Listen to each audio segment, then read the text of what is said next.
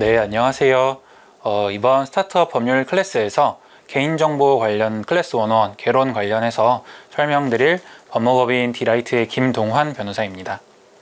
네, 저는 오늘 30분 남짓되는 시간 동안 개인정보 관련된 이슈들을 조금 폭넓고 얕게 다뤄볼 예정인데요. 네, 그래서 개론인 거죠. 그래서 사실 개인정보 관련된 이슈들은 개인정보보호위원회라거나 아니면 구글링 등을 통해서 각각 필요하실 때마다 관련된 내용들을 많이 확인해 보실 수 있을 거예요. 다만 저는 이제 그런 정보들을 조금 잘 취합해서 오늘 수업을 좀 들으시고 나면은 우리나라 개인정보 관련된 규제 체계가 이렇구나, 이런 부분들을 신경 써야 되는구나 정도만 이제 알려드리고, 나중에 이제 사업을 하시는 과정에서 이런 이슈가 있었던 것 같은데 라고 이제 리마인드를 하시면서 검색을 하시게 하는 게 이제 저의 오늘 목표입니다. 네, 관련해서 조금 강의를 시작해 보도록 하겠습니다. 크게 두 파트로 나눠져 있는데요. 첫 번째 파트는 개인정보의 정의 및 분류입니다. 되게 개인정보가 익숙하기는 한데 이 개인정보가 정확히 어떤 의미인지에 대해서 정확히 아시는 분은 많지 않을 거예요. 사실 저도 잘 모르는데요. 왜 그러냐고 하면은 이 개인정보 관련된 이제 가장 큰 기본법이 개인정보보호법이죠. 여기서 개인정보의 정의 자체가 이런 식으로 정의되어 있기 때문입니다. 일단 추상적으로는 살아있는 개인에 관한 정보로서 다음 항목 어느 하나에 해당하는 정보라 그래서 첫 번째, 두 번째, 세 번째 이렇게 지금 말해놓고 있는데요. 첫 번째를 먼저 살펴보면은 성명, 주민등록번호 등 그리고 영상 등을 통해서 개인을 알아볼 수 있는 정보, 되게 당연한 어떤 정의 조항으로 볼 수 있죠. 근데 문제되는 부분이 이 두 번째 부분인데요. 읽어보면은 해당 정보만으로는 특정 개인을 알아볼 수 없다고 하더라도 다른 정보와 쉽게 결합하여 알아볼 수 있는 정보도 개인정보에 해당한다고 보고 있기 때문입니다. 조금 애매하죠.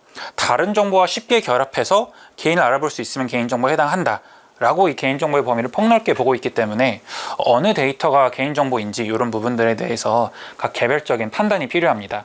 예를 들어서 첫 번째처럼 이름, 제 이제 민번호, 운전면허 자격번호, 생년월일, 이메일 주소, 휴대폰 번호 이런 건 누가 봐도 명확하게 개인정보에 해당한다고 할 수 있죠. 다만 제 핸드폰 뒷자리, 네 자리 이건 개인정보일까요? 약간 여기서부터 이제 좀 모호해지기 시작하거든요. 그렇기 때문에 실제로 취급하는 어떤 이용자들의 데이터가 개인정보에 해당하는지를 판단하는 게 가장 먼저 선행되어야 될 과정이고요. 개인정보에 해당하면은 관련된 법률들의 적용을 받아서 진행을 해야 되기 때문에 법령에서 정하는 의무들을 따라야 되고, 그렇지 않으면 좀 비교적 자유롭게 사용하실 수 있겠죠. 그래서 두 번째 관련된 부분에 대해서 사실 되게 많은 다툼도 있고 판례도 쌓여 있어요. 그래서 이제 뒤조금의 부연 설명을 하기 위해서 법에서는 이 쉽게 결합할 수 있는지 여부는 다른 정보의 입수 가능성 등 개인을 알아보는 데 소요되는 시간, 비용, 기술 등을 합리적으로 고려해야 된다라고 되어 있고요. 그리고 이제 이거는 2018년에 개인정보보호법이 개정되면서 추가된 개념인데, 이제 가명정보라는 컨셉도 익숙하시죠. 예전에는 요 컨셉도 익숙하지 않은 분들이 많았는데 최근에는 개인정보, 가명정보, 익명정보 이런 식으로 이제 이 분류를 알고 계신 분들이 되게 많아요. 가명정보도 사실은 개인정보에 포함되는 어떤 개념이거든요. 그래서 가명정보 같은 경우에는 이 위 두 정보를 가명 처리함으로써 원래의 상태로 보관하기 위한 추가 정보의 사용 결합 없이는 특정 개인을 알아볼 수 없는 정보를 가명정보라고 합니다. 가명정보는 저희가 조금 뒤에 있다가 알아볼 예정이고요. 이 부분 관련해서 좀 집중해서 얘기를 해 보도록 하겠습니다.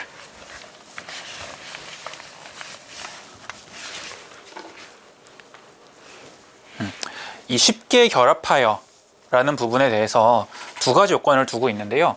이 기준으로 판단을 해보시면 될 것 같아요. 첫 번째는 입수 가능성, 두 번째는 결합 가능성입니다. 입수 가능성은 상황에 관한 설명입니다. 제가 이 개인정보가 이제 결합을 통해서 누구를 식별하는지에 따라서 개인정보가 달라진다고 말씀을 드렸지 않습니까? 입수 가능성은 이 두 정보를 입수하기 위해서 합법적으로 접근할 수 있어야 되고 용이해야 되는 측면이 있고요. 이 결합 가능성은 기술 관련된 내용으로 보시면 될 것 같습니다. 사실 이 결합 가능성에 관련해서는 명확하지 않은 부분들도 되게 많은데요. 적혀져 있기로는 현재 기술 수준에 비추어 결합이 사실상 불가능하거나 결합하는 데 비합리적인 수준의 비용이나 노력이 수반된다면 이는 결합이 용이하다고 볼 수 없음, 이렇게 되어 있는데, 예를 들어서 이게 꽤 오래된 텍사스 대학교의 연구 결과인데 한 10년 됐을 거예요. 이제 공개된 데이터들을 긁어가지고 뭐 영화 평점 매기는 우리나라 따지면 왓챠 같은 그런 서비스에서 아이디를 다 제거하고 그런 이제 그 영화 평가 데이터들만 공개를 했어요. 근데 대학교 연구실에서 그 데이터랑 다른 데이터들만 결합해서 개인들을 식별해냈습니다.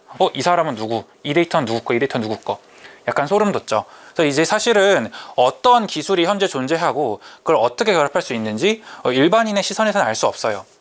다만 이 현재 기술 수준이라고 하면은 그 업체가 가지고 있는 기술 수준에 비춰 봤을 때 결합하기 위해서 조금 되게 많은 비용이 들어간다거나 좀 추가적으로 결합을 목적으로 해서 뭔가 액션을 취해야만 한다라는 어떤 기준을 세워보실 수 있을 것 같고요. 그게 이제 인정이 되면은 결합 가능성이 없다고 볼 수 있겠죠.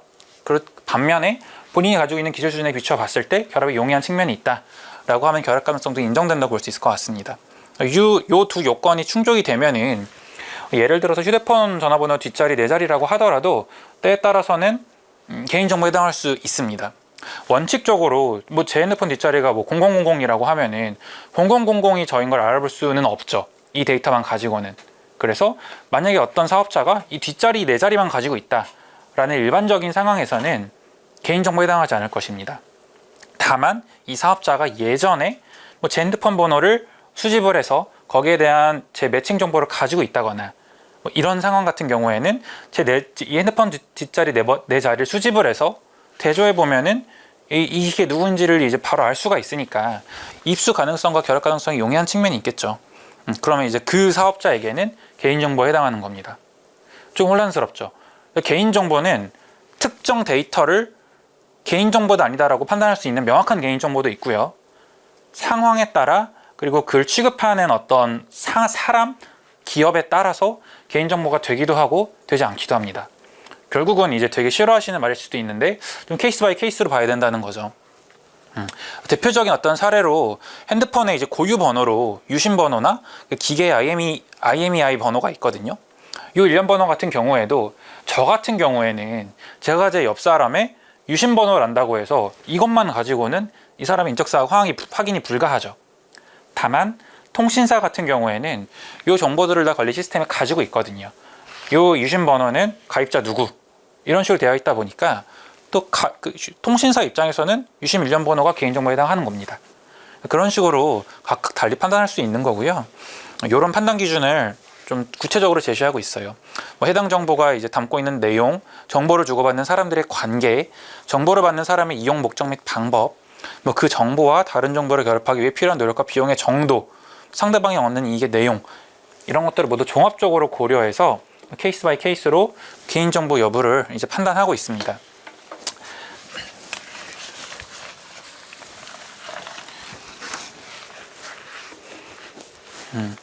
또 하나 이제 개인정보 관련해서 이제 아까 이런 핸드폰 번호 네 자리처럼 애매한 정보로 행태 정보가 있어요. 행태 정보는 최근에 이 개념이 익숙하게 느껴지시는 분들이 많을 텐데요. 왜냐하면은 이제 구글이나 메타 같은 그런 기업들이 우리나라에서도 이 행태 정보 관련된 이슈로 되게 큰 과징금을 받은 사례가 있기 때문에 행태 정보가 익숙하신 개념일 거고요. 다른 말로는 쿠키라고도 합니다. 좀 더 디테일하게 들어가면 쿠키는 이제 퍼스트 쿠키랑 서드 쿠키로 나뉘는데요. 주로 문제된 거는 서드 쿠키예요. 먼저 개념부터 조금 보면은 행태 정보라고 하는 거는 웹사이트 방문 이력, 앱 사용 이력, 구매 및 검색 이력 등 그러니까 제가 이제 인터넷이란 바다를 헤엄치면서 제가 클릭하는 그런 정보들을 모아서 그게 이제 저의 관심이나 흥미나 기호에 대한 정보인 거고 그게 지금의 이 시대에는 되게 많은 가치를 가지고 있죠. 이제 맞춤형 광고라 그래가지고 앱을 이제 서칭을 하시다 보면은 옆에 계속 제가 이제 뭐 검색했던 물품에 관련된 정보가 계속 뜬다거나 하는 경험이 다들 있으시죠? 그게 이제 행태 정보를 기반으로 한 마케팅 활동이기 때문에 이제 그게 가능한 건데요. 이런 정보들을 수집을 하는 게 행태 정보의 수집이고, 퍼스트 쿠키는 간단하게만 설명을 드리면 제가 구글이다. 그럼 제 서비스 내에서 이용자의 행태 정보를 수집하는 거고요. 서드 파티 쿠키다 라고 하면은 제가 다른 사업자에서 그 이용자가 검색한 행태 정보를 수집하는 겁니다. 쉽게 말해서 구글은 크롬이라는 이제 브라우저를 가지고 있잖아요. 구글 예를 들어보면. 근데 이제 크롬 서비스를 통해서 제가 뭐 다른 A라는 플랫폼에 로그인을 해서 검색, 제가 서비스를 이용할 수가 있겠죠. 근데 구글이 크롬이라는 브라우저를 이용해서 제가 A라는 플랫폼에서 어떤 클릭들을 했고 그게 어떤 성향이나 의미를 가지는지를 수집할 수 있습니다. 그게 서드파티 쿠키고요. 구글 같은 경우에 이제 그런 부분에 있어서 명확히 이제 동의를 받지 않고 수집했다는 식으로 과징금이 부과가 됐는데, 이 행태 정보 관련해서는 그래서 이 행태 정보가 개인 정보에 해당하냐 안 하냐 이 부분이 좀 논란의 여지가 있고요. 유럽 같은 경우에는 명백히 개인 정보로 보고 있는데 우리나라에서는 이걸 명확히 개인 정보라고 하고 있지는 않으나 다른 가이드라인이나 이 행태 정보 관련해서 저희가 이제 개인 정보 처리 방침에 기재해야 되는 것들을 이제 두루두루 살펴봤을 때 행태 정보 중에 개인 정보도 있고 개인 정보가 아닌 것도 있지만 개인 정보라고 생각하고 행태 정보를 수집한다거나 이용하는 그런 절차를 갖추는 것이 사업자 입장에서는 가장 안정적인 어떤 모델이 될 수 있을 것 같습니다.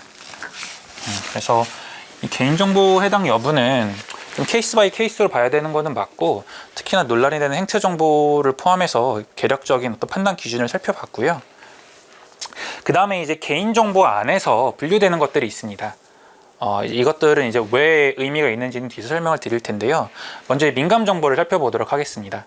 민감 정보는 사상, 신념, 노동조합, 정당의 가입 탈퇴, 정치적 견해, 건강, 성생활 등에 관한 정보, 그 밖의 정보 주체의 사생활을 현저히 침해할 우려가 있는 개인정보를 의미합니다. 디테일하게는 이렇게 들어가 있는데요.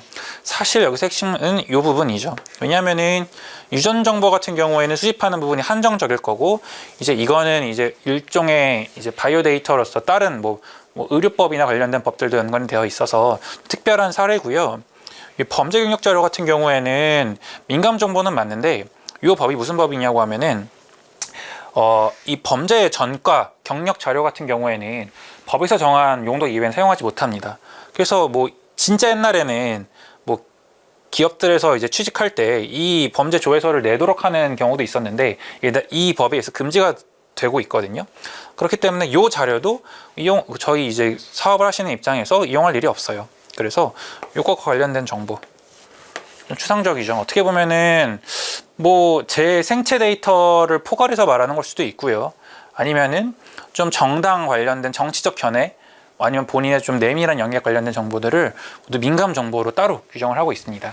개인 정보에는 포함이 되는데 그 중에 민감 정보로 별도로 카테고라이즈 되는 그런 개념으로 이해해 주시면 좋을 것 같아요. 인종이나 민족에 관한 정보도 들어가 있고요. 이건 왜 들어가 있냐고 하면은 앞에 이 개인정보 정의를 보면은 살아있는 개인에 관한 정보 일단 이렇게 되어 있는데, 다시 짚고 넘어가면 그러면 두 가지 의문점이 있는데 그럼 사람이 죽어버리면은 그 사람에 대한 정보는 개인정보가 아닐까? 라는 의문이 발생할 수도 있죠. 맞습니다. 사람이 사망을 하면은 사망한 사람의 정보는 개인정보는 아니지만 다만 그 유족과 관련된 연관되어 있는 정보가 있으면 유족 정보라 그래가지고 유족에 관련된 개인정보를 분류를 하고요. 그리고 그러면은 이 개인이라고 되어 있는데 한국 사람만 포함이 되나? 외국인 같은 경우에는 개인정보가 아닌가? 라는 질문을 할 수 있는데 원칙적으로 맞습니다.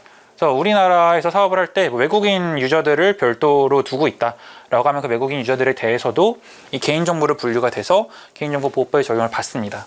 그렇기 때문에 민감 정보에서도 인종이나 민족 관련된 정보를 따로 이제 수집을 분류를 하고 있는 거죠.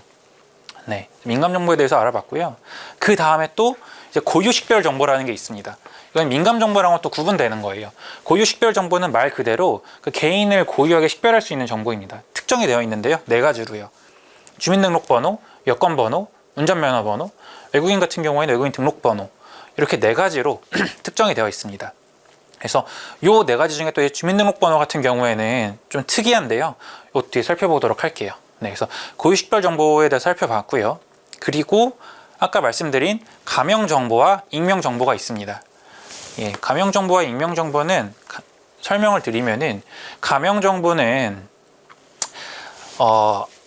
이 특정 원재 라 데이터, 그러니까 개인 정보를 처리를 해서 예를 들어서 일반형 암호화를 해서 그 특정 데이터 매핑 키 없이는 그 개인을 알아볼 수 없도록 해놓은 자료를 의미합니다.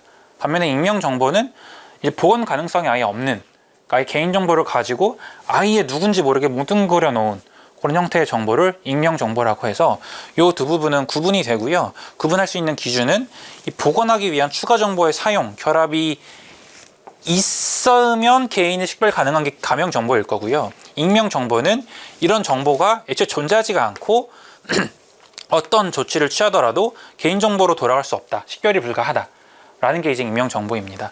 좀 이해가 안 가실 수가 있어가지고 예시를 가져와 봤는데요.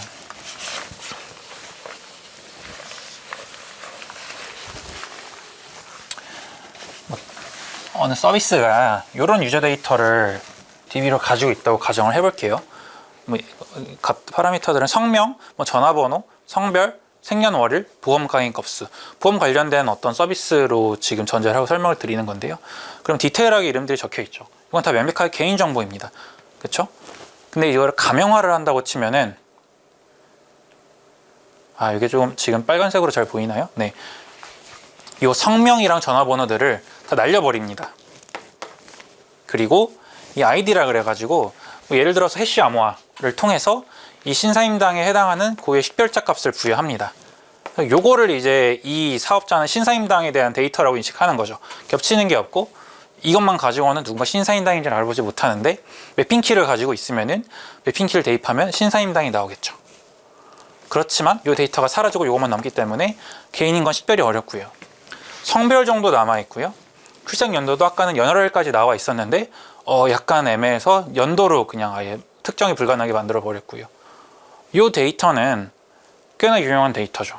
왜냐하면은 제가 식별자를 가지고 있기 때문에 나중에 다른 어떤 이 신사임당에 대한 다른 데이터들이 수집이 됐을 때 그 두 데이터를 결합해서 이 특정인에 대한 어떤 데이터를 뽑아낼 수도 있고요.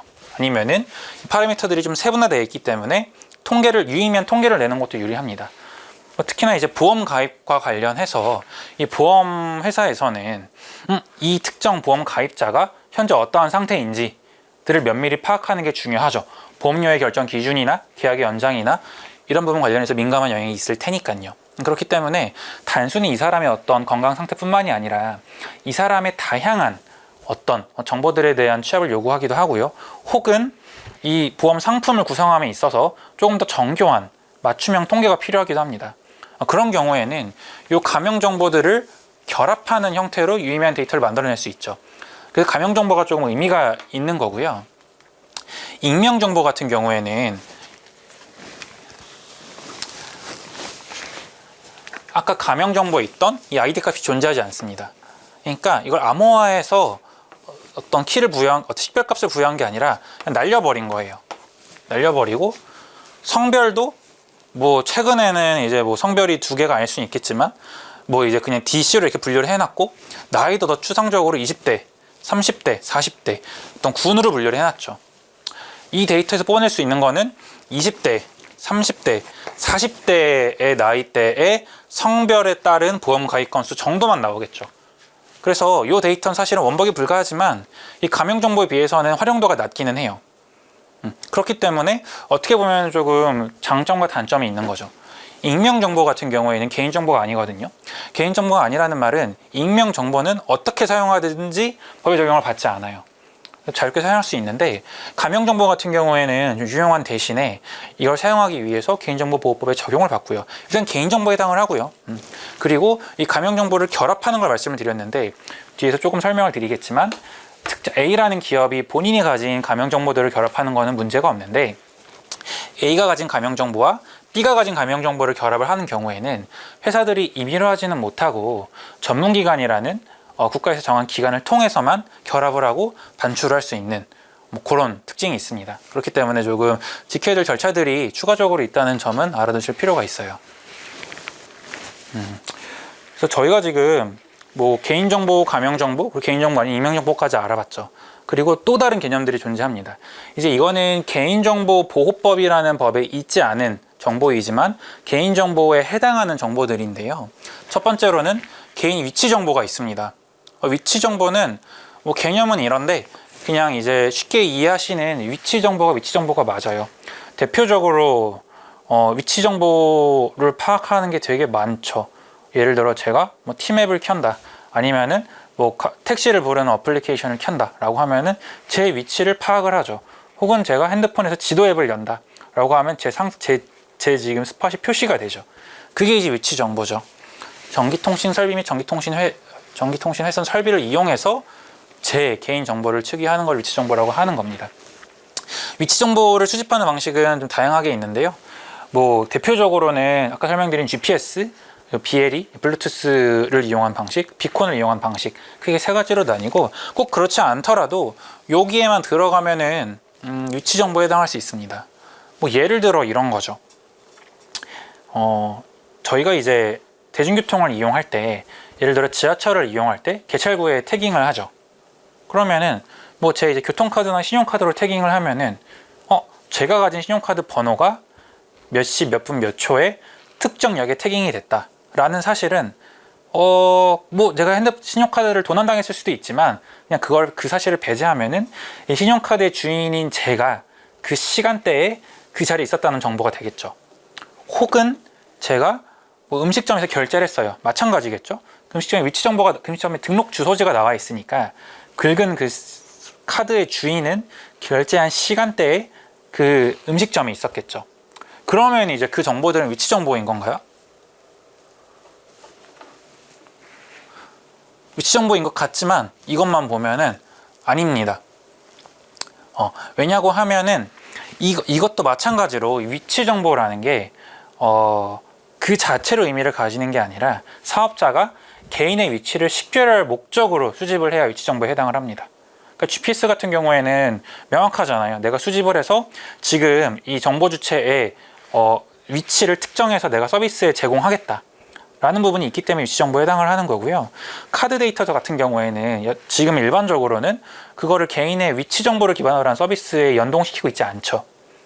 그렇기 때문에 그 데이터는 설령 위치값을 측정할 수 있다고 하더라도 위치 정보에 해당하지 않는다고 보는 게 맞습니다. 물론 사업 목적에 따라 개인 위치 정보가 될 수도 있겠죠. 그런 측면이 있고요. 또 다른 게 신용 정보가 있습니다. 신용 정보는 또 이제 개인 정보에 해당하는 신용 정보인 개인 신용 정보라고 있는데요. 이제 이거는 금융거래 등 상거래에서 거래 상대방의 신용을 판단할 때 필요한 정보들입니다. 이 법이 되게 디테일하게 나와 있어서 적진 않았는데, 이 신용 정보에는 단순히 제 어떤 신용에 대한 정보들뿐만이 아니라 관련된 제 개인 정보들도 포함이 됩니다.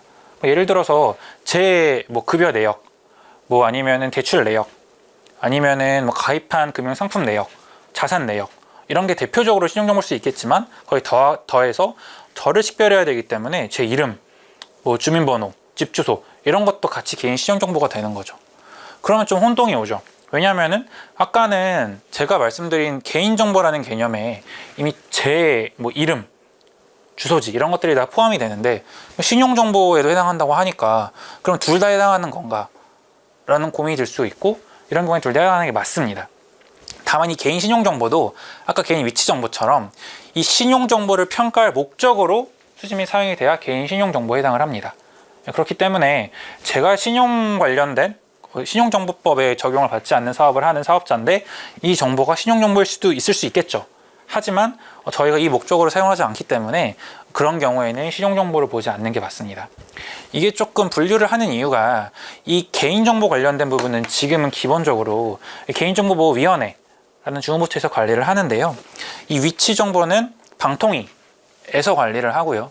이 신용정보는 금융위원회에서 관리를 하기 때문에 각각 주무부처가 다르고 거기서 요구하고 있는 룰들이 다르기 때문에 사업자 입장에서는 주무부처마다 관점이 다를 수 있어서 내가 신경 써야 되는 주무부처가 많을수록 피곤해지는 게 사실이거든요. 그래서 내가 뭐 핀테크 관련된 서비스를 하고 있다 라고 하면은 개인 신용 정보 여부를 판단을 해야겠지만, 그런 게 아니라 기본적인 그냥 일반적인 IT 사업이다 라고 하면은 이 부분은 크게 신경 쓸 필요가 없는 거죠. 그리고 또 다른 개념으로 진료 기록이 있습니다. 되게 많죠, 종류가. 진료 기록은 말 그대로 의료기관에서 진료를 받은 환자에 대한 기록을 의미합니다. 이런 데이터들이 있고요. 요거는 이제 조금 의료기관과 연계된 서비스에 관련해서 얘기를 할 때 필요한 개념이에요. 그래서 이렇게 살펴봤고요.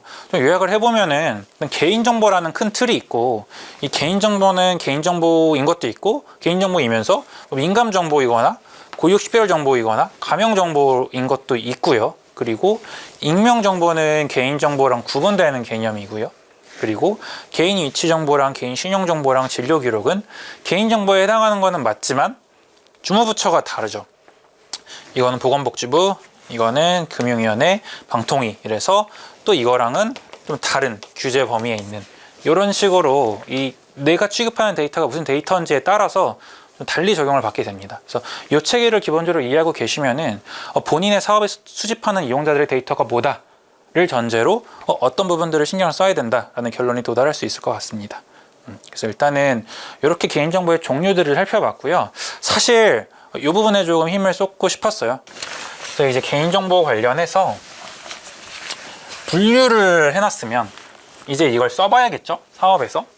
개인정보의 처리 섹션에 대해서도 준비를 했는데요.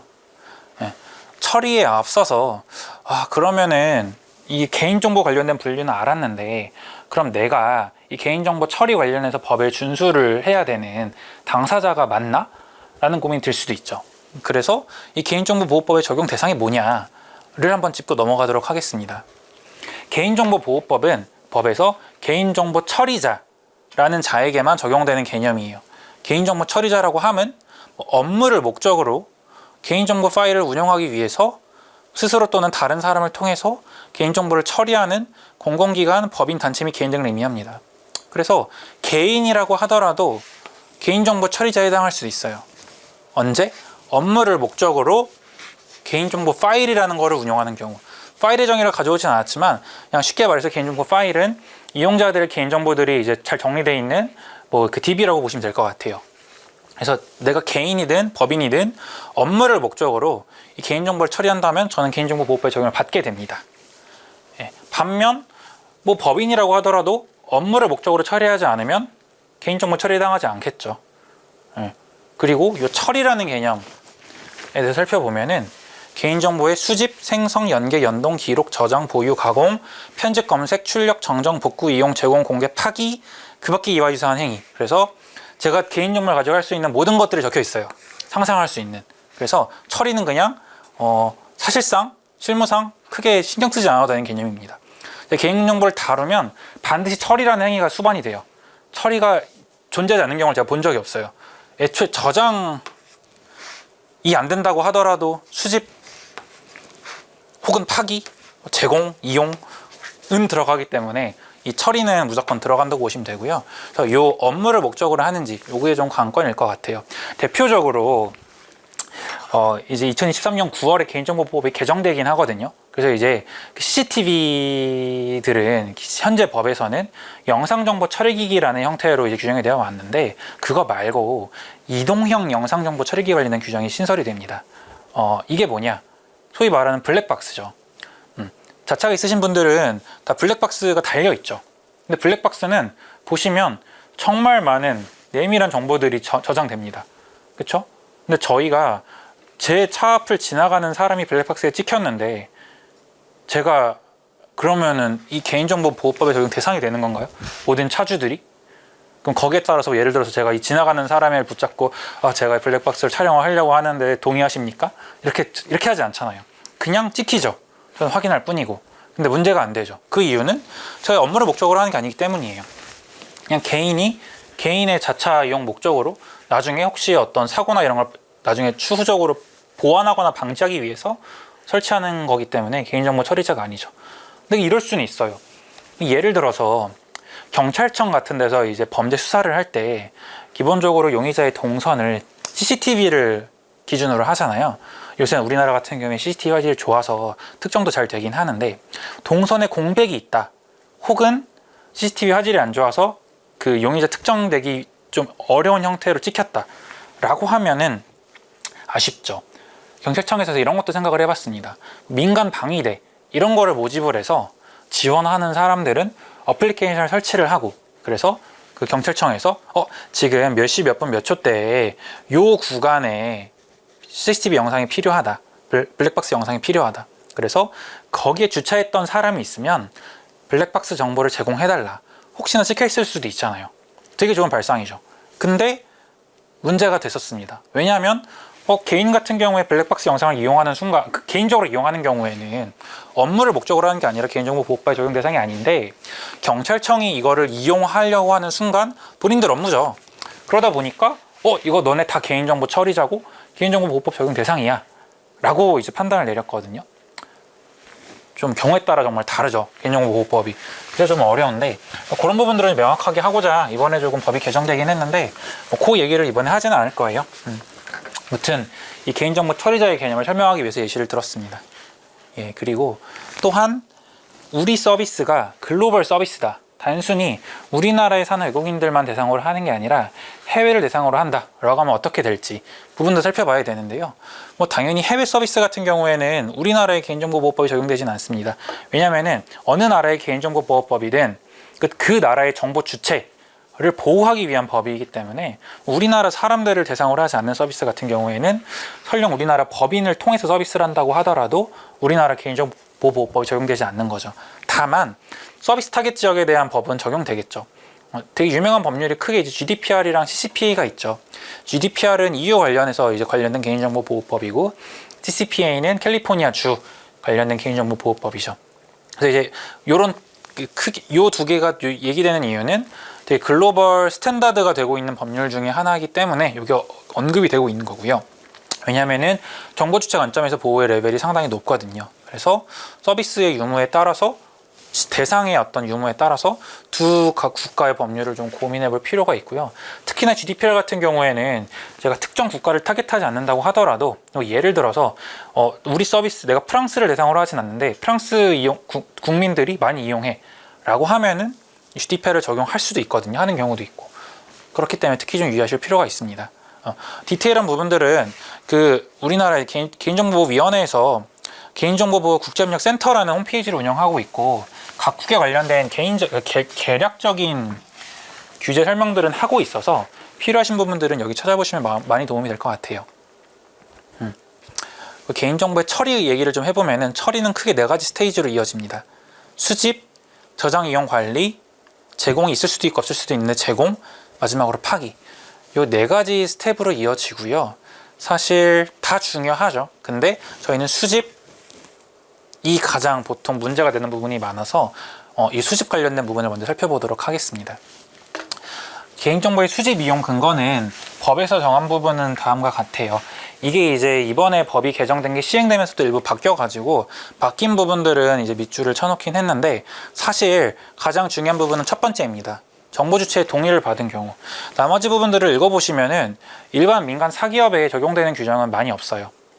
그래서 그냥 가장 쉽게 생각하시는 거는 동의를 받으면 된다 라고, 동의를 안 받으면 안 된다 라고 그냥 컨셉추얼하게 이해하시는 게 가장 좋습니다. 다만 이제 이런 식으로 이제 몇 가지 법이 개정된 게 있기는 해서 조금 필요한 부분이 있는데, 마지막 같은 경우에는 코로나 지금 상황을 좀 감안해서 동의 없이도 일부 이제 수집이 필요한 경우에 수집할 수 있는 근거를 마련해 놨고요. 이것도 이제 사기업에서 신경 쓸 부분은 아니고, 요 같은 경우에는 이제 정보 주체와 체결한 계약을 이행하거나 계약을 체결하는 과정에서 정보 주체의 요청에 따른 조치를 이행하기 위해 필요한 경우라고, 이제 원래는 과정에서 긴급하게 라는 식의 어떤 규정이 들어가 있었거든요. 그런 부분이 빠지고 그냥 요청에 따른 조치를 이행하기 위해서 필요한 경우라고 해서 온라인 오프라인 규제를 일원화시킨 부분이 있습니다. 기존에는 온라인 관련된 규제는 정보통신망법에서 별도의 특례 규정을 가지고 있었고, 이게 개인정보보호법으로 넘어왔죠. 데이터 3법이 개정이 되면서. 그랬는데 9월에 개정이 되면서 특례 기준이 다 사라졌어요. 사라지고 일반 조항으로 다 들어왔거든요. 그래서 이렇게 들어와가지고, 예전에는 우리나라 같은 경우에는 모든 서비스를 제공할 때 처음부터 필요한 개인정보의 목록을 쫙 파악하고 하나하나 다 무조건 동의를 받아야 되고, 동의를 받지 않으면은 그 다음에 조금 서비스를 제공하기가 되게 어려워지는 측면이 있어가지고 어려움을 겪었는데, 일반적인 상황에서 동의를 대부분 받았는데 정보 주체가 특정 걸 요청을 했다, 그리고 이용하기 위해서 이 정도 필요해서 그냥 수집을 했다 정도까지는 허용이 된다는 겁니다. 그래서 조금 더 유연하게 우리나라 기업들이 개인정보 관련된 동의를 좀 결정할 수 있는, 이거는 좀 유의미한 사기업 입장에서 개정이긴 할 텐데, 아직 개정된 게 시행되지도 않았고 어떻게 디테일하게 될지 결정되지 않았기 때문에 기본적으로 동의 전제 하에 이용하신다고 보시면 될 것 같아요. 동의를 받는 과정에서 이런 부분들은 명확히 해야 되고요. 이용 목적, 항목, 이용 기간, 그리고 거부할 권리가 있는데 불이익.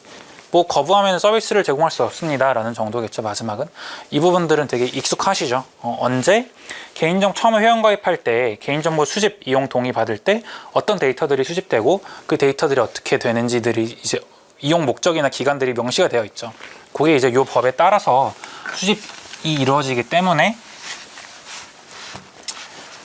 저희가 이 부분이 익숙한 겁니다. 네. 그렇기는 한데 유의사항들을 몇 개 적어봤어요. 사실 어떻게 보면은 이 부분이 핵심일 수 있는데요. 첫 번째로는 제가 방금 설명드린 개인정보 동의창과 개인정보 처리 방침은 서로 다른 개념이에요. 처리 방침은 제 홈페이지 하단에 우리는 개인정보를 이렇게 처리합니다라고 쭉 적어놓는 거고요. 동의를 받을 때는 이 처리 방침 전문을 그대로 주면서 약관 동의하듯이 동의하라고 하면 안 돼요. 동의를 받을 때는 앞에서 설명드린 이 부분이 명확하고 간결하게 드러나도록 따로 구성을 해서 동의를 받아야 됩니다. 실제로 이렇게 대부분 하고 계시죠. 이게 구분되는 개념이라는 걸 알고 계실 필요가 있고요. 그리고 수집이용 동의를 제가 말씀드렸죠. 근데 마찬가지로 제3자 제공을 하거나 아니면 저희 데이터가 국외로 이전이 되거나 아니면 수집을 하는데 마케팅 목적으로 별도로 수집하는 부분이 있거나 아니면 14세 미만 같은 경우에 법정 대리인 동의가 필요한데 이런 경우에는 별도의 동의가 필요하다는 거예요. 이 말은 뭐냐? 체크박스가 하나씩 늘어난다는 겁니다. 수집용 동의를 하고 나서 제3자 동의 같은 경우에도 별도로 받아야 되고요. 국외 이전 같은 경우에는 예를 들어서 이제 위탁, 개인정보의 위탁, 대표적으로는 저희가 이제 뭐 클라우드 서비스를 쓰는데 아마존 걸 써요. 근데 서버가 미국에 있어요. 한국에 있는 게 아니라. 그러면은 제가 수집하는 데이터는 미국에 갔다가 필요할 때 저에게 다시 우리나라 서버로 들어오겠죠. 그러면은 개인정보가 해외에 왔다 가는 거기 때문에 국외 이전 관련해서 동의가 원칙적으로는 필요하고요. 다만 이 경우에는 예외적으로 이 처리 방침에 이 아마존 AWS처럼 개인정보 위탁을 국외합니다 라는 부분을 고지하면 동의받지 않아도 되는 규정들이 있어서 요건 사실 별도로 받으시는 경우는 거의 없고요. 그리고 마케팅 목적으로 내가 특별히 수집한다 라고 하는 것도 별도로 동의받아야 됩니다. 하나하나가 체크박스가 늘어나는 부분이기 때문에 유의하실 필요가 있고요. 그리고 행태정보 수집 관련해서도 명확한 동의가 필요합니다. 타사의 행태정보죠. 그러니까 아까도 행태정보 설명을 드렸듯이 행태정보가 어떻게 수집이 되고 그리고 쿠키로 얘기를 드릴게요. 쿠키 수집은 이렇게 되고 그래서 우리가 뭐 퍼스트 파티 쿠키뿐만이 아니라 서드 파티 쿠키도 수집을 합니다. 라는 부분을 처리 방침에 적어도 명확하게 기재를 하고 이 부분에 대한 동의를 받고 그리고 그 서드 파티 쿠키 수집을 끌 수 있는 방법들을 명시하도록 가이드가 되어 있어요. 이 부분도 따로 이제 유념하실 필요가 있고요. 그리고 나아가서 아까 말씀드린 이 민감 정보, 고유식별 정보 같은 경우에도 각각 별도의 동의가 필요합니다. 그러니까 제가 수집을 할 때 민감 정보를 수집을 하면 당연히 개인 정보도 수집을 하겠죠. 분리하셔야 된다는 거예요. 개인정보 수집이용 동의 체크박스 별도로 구성하고 그 민감 정보까지 수집을 하면은 또 별도로 항을 구성을 해서 수집이용 동의를 별도로 받으셔야 된다는 겁니다. 고유식별 정보도 마찬가지고요. 별도로. 근데 이 와중에도 고유식별 정보 중 주민등록번호 같은 경우에는 동의를 받는 걸로는 안 돼요. 법령상 수집 근거가 존재해야지 수집을 할 수 있습니다. 그러니까 제가 그냥 주민등록번호를 수집하고 싶다라고 해서 이용자에게 동의를 받고 수집을 하면 안 된다는 말씀입니다. 사실상 주민등록번호를 수집하는 경우는 최근에 그러니까 일반적으로 많이 보시지 못했을 거예요. 제가 이제 뭐 금융거래를 한다거나 그런 경우 이외에는 주민등록번호를 입력하는 란이 없고요. 통상적으로 본인 확인 기관이라는 본인을 확인해주는 기관을 통해서 패스 인증 같은 거 대표적인 거겠죠. IPN 3사 인증이나 그런 걸 통해서 이제 개인을 식별하는 방식으로 되고 있습니다. 그리고 개인 위치 정보 또한 별도의 동의를 통해서 수집을 하셔야 돼요. 네, 그런 여러 가지 규정들이 있어서 사실 동의창이 점점 많아지는 결과가 발생을 하는데 반대로 이제 규제당국 입장에서는 그만큼 개인정보를 좀 세분화하고 수집을 당하는 정보 주체 입장에서 본인이 수집 제공하는 개인정보들이 어떤 게 있는지 명확히 확인하도록 하라라는 차원으로 이해해 주시면 좋을 것 같습니다. 네. 그리고 이제 이렇게 제공 관련해서 위탁과 제3자 제공 관련해서도 많이 물어보시는 경우가 많아서 이건 간단하게 짚고 넘어갈 텐데요. 위탁은 위탁자의 이익을 위해 처리되는 거예요. 그러니까 제 서비스를 위해서 AWS에 남기는 거죠. 제3자 제공은 제 목적이 아니라 제공받는 제3자 이익을 위해서 처리하는 거예요. 이 부분이 기본적으로 다르고요. 그렇기 때문에 위탁 같은 경우에는 정보 주체가 사전에 예측할 수 있어요. 그래서 별도로 동의를 받지는 않습니다. 처리 방침엔 기재를 하고요. 하지만 제3자 제공은 이걸 어디다 쓸지 모르잖아요. 그래가지고 사전치 곤란한 부분이 있어서 별도로 정보 주체 동의가 필요하다는 측면이 있습니다. 특히나 이 관리감독 의무나 책임 차원에서 위탁 관계에서는 기본적으로 위탁자가 이 수탁자에 대한 관리 책임을 부담하고 문제가 됐을 때 위탁자랑 수탁자가 모두 공동 책임을 부담하기 때문에 동의를 받지 않아도 되는 부분은 좋지만 수탁자에게 위탁자가 개인정보가 잘 처리되고 있는지 관리 감독을 해야 되는 그런 부분을 신경 쓸 필요가 있고요. 제3자 제공 같은 경우에는 제공받는 자가 책임을 지니까 저는 동의를 받아서 주면 끝나는 부분입니다. 목적에 따라 쓰시는 거기 때문에 장단의 영역은 아니에요. 이 부분도 구분하셔서 사업을 하시면 좋을 것 같고요.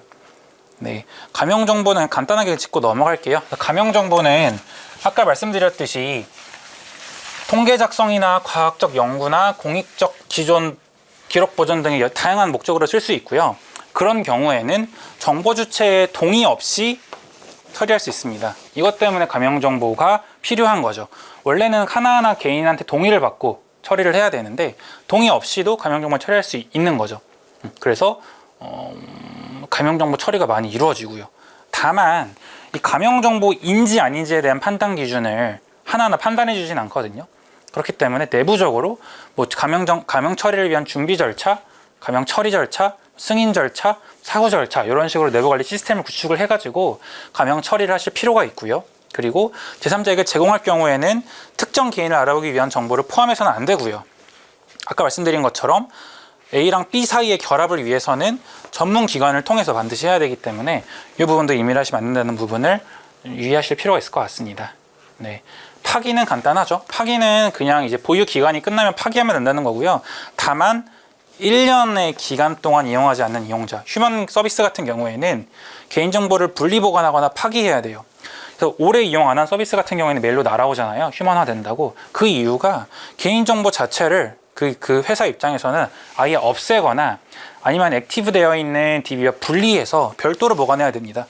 그렇기 때문에 30일 전에 주체에게 관련 내용을 알리고 뭐 이견이 없으면 이대로 진행을 하는 부분이 있습니다. 파기는 이 정도만 유의해 주시면 좋을 것 같아요. 네, 그래서 이제 네, 개인정보 관련된 설명은 이쯤으로 마칠 수 있을 것 같습니다. 사업을 하시면서 중간중간에 제가 오늘 설명드린 내용이 조금 떠올라서 구글링 하실 수 있도록 하는 게 제 목표였기 때문에 그렇게 사업을 하시면서 이용하시면 좋을 것 같습니다. 예, 감사합니다.